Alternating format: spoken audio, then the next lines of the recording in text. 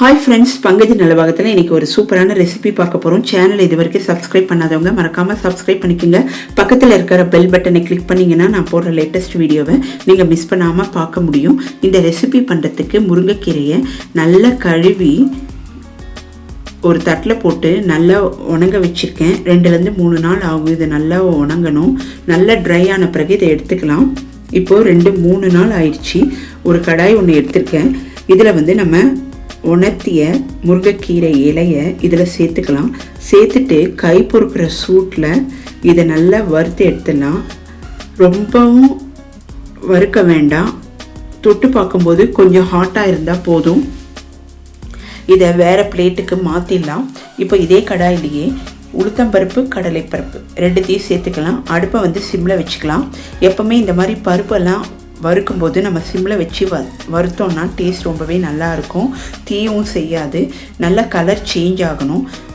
அந்த அளவுக்கு நல்லா வறுக்கணும். அதனால் சிம்மில் வச்சு வறுத்துடலாம். இதோட தேவையான அளவு சிவப்பு மிளகாயை சேர்த்துக்கலாம். காரம் எந்த அளவுக்கு வேணுமோ அந்த அளவுக்கு சேர்த்துட்டு நல்லா வதக்கிடுங்க.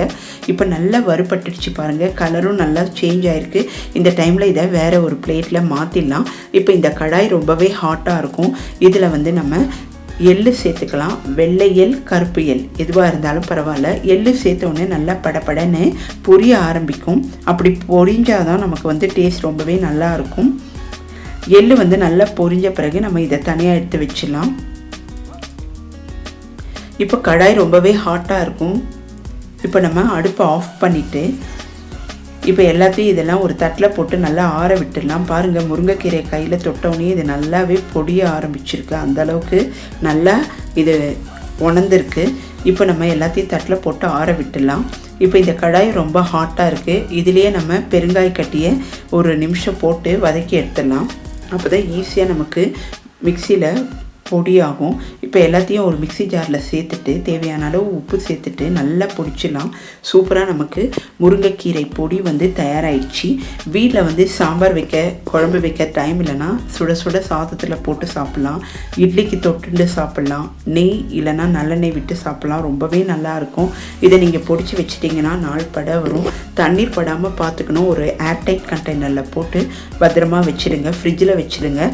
ரொம்பவே நல்லாயிருக்கும். இப்போ நம்ம சுட சுட சாதத்தில் நெய் போட்டு சாப்பிடும்போது ரொம்பவே நல்லாயிருக்கும். இதுக்கு தொட்டுக்கிறதுக்கு எதுவுமே வேண்டாம். இதுவே ரொம்ப காரசாரமாக ரொம்பவே நல்லாயிருக்கும்.